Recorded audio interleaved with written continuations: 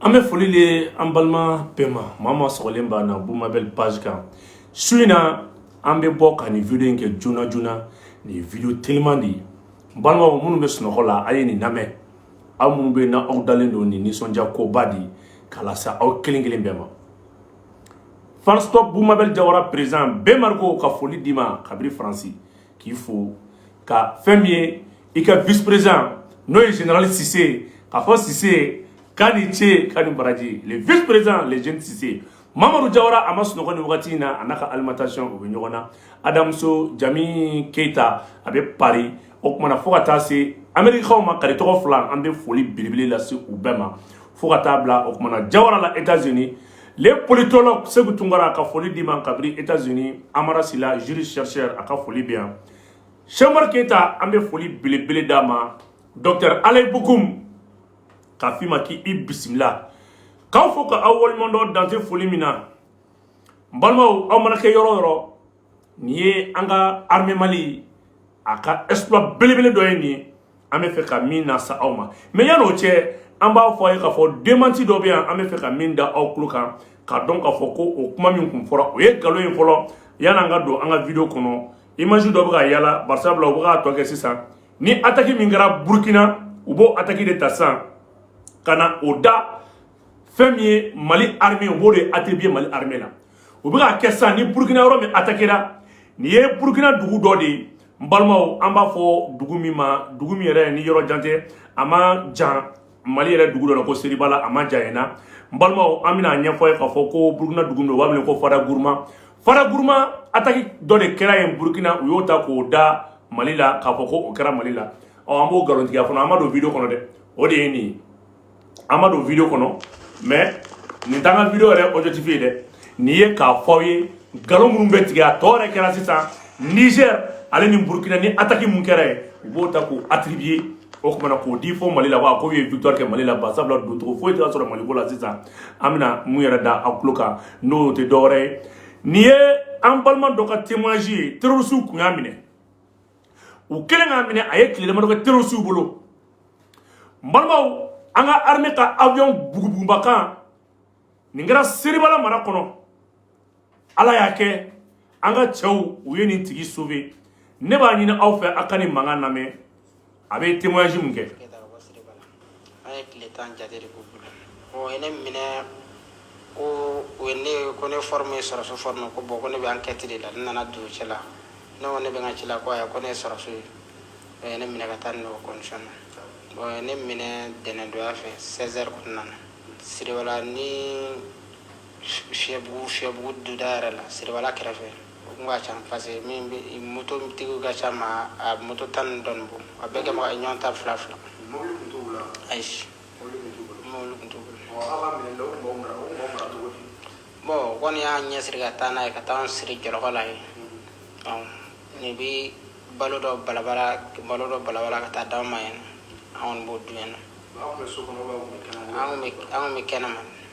gam gan siri yiro la an samina bon amanyere datu mana fi maro da man datu no nan kala ma o biri o dadu ma ga ando ga mo ko mu be me ke sira so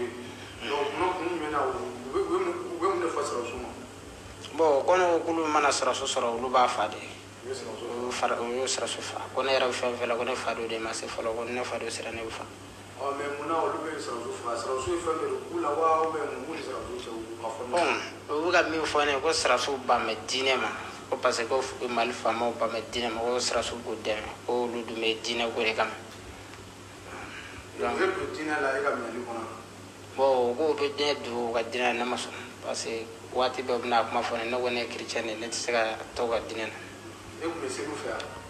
bon ne be jo fa parce que ni mo ke ibi no ba fa gi fa bo ibi jo fa ba ka fo ibi sel konte bon o ko mo do mine ne tawati yulu bla mais ne kele ko be sisa o be ni so no na so to bon manga kele na o am yo tara manga ke u bolila ka taga ne to yen bon jɔlɔkɔ min bɛ ne sɛnɛ ne y'o kari ne ɲɛsin yɔrɔ ma ne taara siraso sɔrɔ ɲɛ yen nɔ. ni siraso kelen ka ɲɔgɔn ye siraso ye mun wele tiɲɛ la u ye mun kɛ walasa e bɛ se ka gɛrɛ o la. bon ma mugu tiɲɛ parce que kabini ne ma surun o la ne kɛ tɛgɛ kɔrɔta sanfɛ u ko ne ye marifa da ɲɛsin ne ma an ka ne gɛrɛ olu la u ko ne kɛ n hakilila fɔ kɛnɛ distance to an ni ɲɔgɔn cɛ ne hakilila fɔ yen nɔ donc ne ko ne ka gɛrɛ ka na. mais mɔgɔ min kɛtɔla k'e minɛ o ye jɔ komi k'u sigi na k'e ye siraso ye o ye marifa de jɔ i la o ye muru de fɛngɛ la o ye mun ye. o ye marifa jɔ ne na. o ye marifa jɔ ne na ko ne ye kuma caya k'u bɛ ne fa ye. ne ma kuma caya. ne ma kuma caya.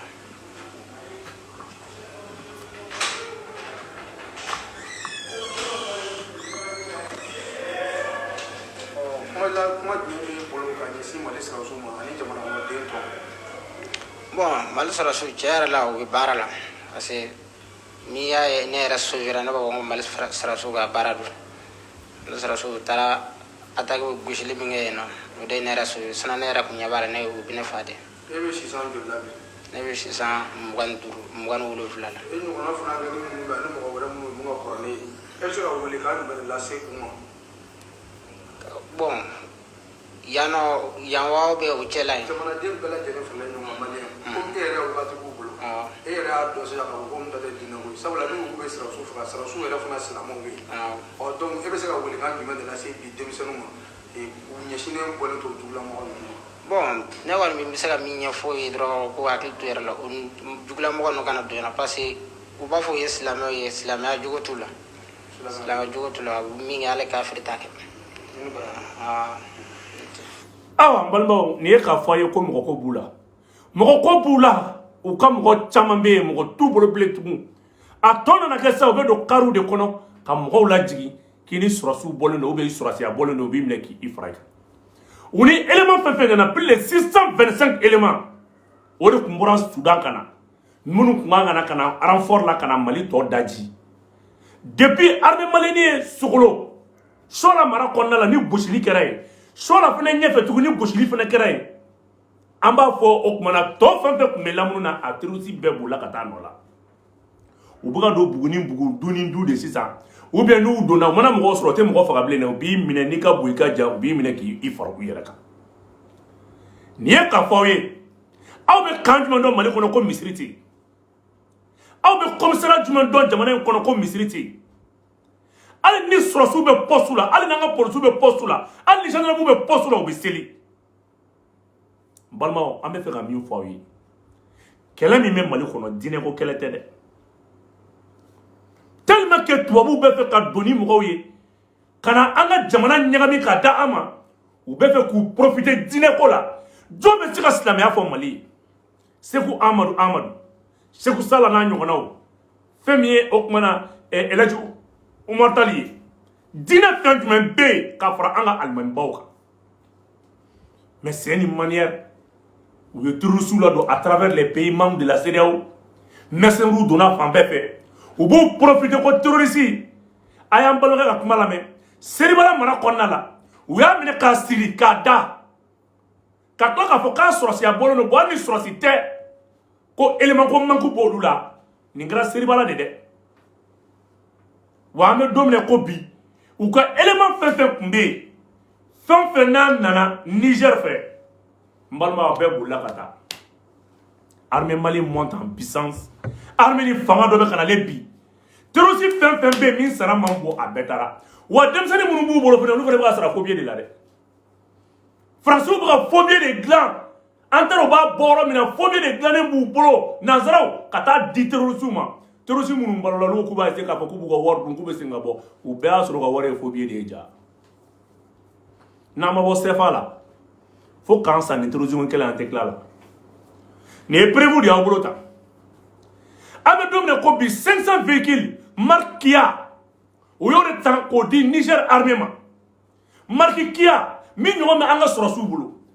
u y'o Kia marque kelen de san k'a di Niger armée ma mun kama n'an ka sɔrɔsiw ye mobili natɔ ye an ka sɔrɔsiw b'a miiri ko an ka éléments don an ka éléments tɛ dɛ u y'a dabɔ kama Niger tun bɛ marque Hyundai de san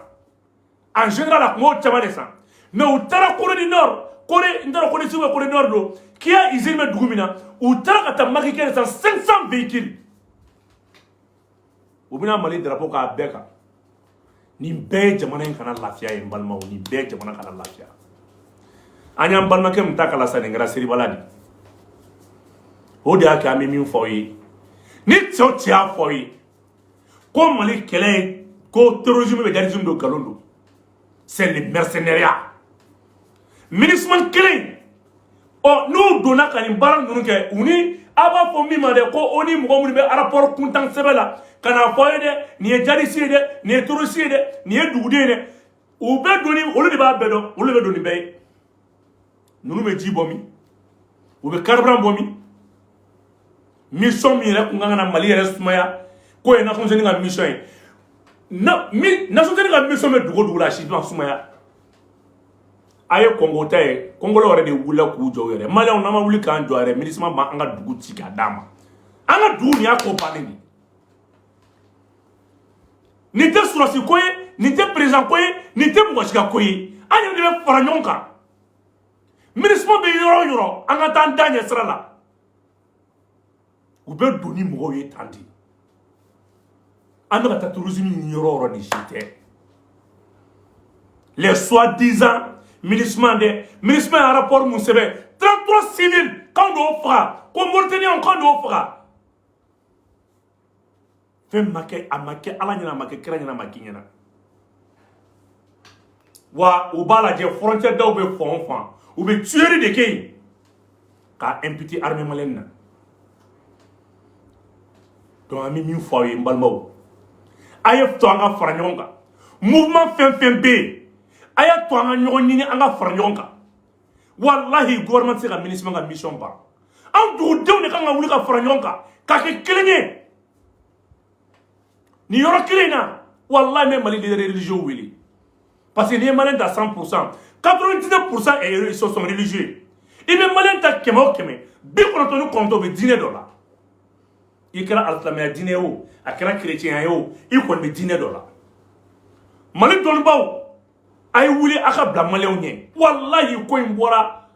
e parti ko ni mouvement ko la dîner mo ni tabia mo a be ka wuli anga fara nyonga aya ngwele angana chef de nyono aya ke ala kama ka ngwele na ma ngwele bi terusu bien ou mo encadrer olu bien avion baraka jigi marfo bu kono galo baraka tie du kabiri ate kana dans Mali assistant ni a chien tourné il y a pas du faut Mali da fala la mine dugu de no ma mine Mali kono terrorisme bara srafa o du faut Mali kono dom la Burkina Faso bobolo dom la Sénégal Faso bobolo dom la Ivoire Faso bobolo dom la Niger Faso bobolo iti mili adale mun kala kosa na san iti yoro foita ki ma Malien papier soro et dafa jamana papier soro am rodok terrorisme ko galono jadisme ko galono voilà des bénis Mali be binto mina barsabla anga nyama obuku nyamada anga nyama obuku nyeble bo France fait bravo à l'armée malienne amola donné ka foye ni ko vidéo kunguru ate janya mardi do anga konoba woro mu fora olu be jigi abe yira awla so so be bokuma la ppp sou kolendo ni kunye terrorisme do ka témoignage de rapidement ngam mboka mi fo awye barsabla Maliens ambar ko fo dugu klaleno nga una tawta aya ankanu ko jugu aw bora ka nga vidéo ina je aw mo basa ban ko la c'est direct là vraiment je suis très content m'fene bora 100 armée boli bora ka baraba mingesa o témoignage mbora ko de ka aw nyana ka kla ka fawyi jugu flatana de ministre de anjugu jugu flate malla de aw ka ta terrorisme darisme ni yoro raka ta guiné de aya to anga wada ministre wala anga wuli ministre kama ni mo mi bo me ko me aya doni baw ni dinetu wallahi mega minya fina mon père ni karamgo ay wula ka blanye dugutigi la kaw ay wuli mali semaine do awdila na ko ka beni ko to ko anga awde kanka ay wula ka blanye ko anga je ka dono fo ministre mobilisi kana buli na make dondo ministre be juru kumine ka mali kila abaw siga ba donaje bidi an wuli kuma yede parce que fanga tout la bi ni ko video tellement ka foyi o kuma na nga armée ka frappe autour anga mo ko kele minele échapper la en re balmado akara seribala aka témoigner ko ni ka be armée mali fo kosobe atenya fan ko nga video de trike ka ambo sula aka ambe wati wora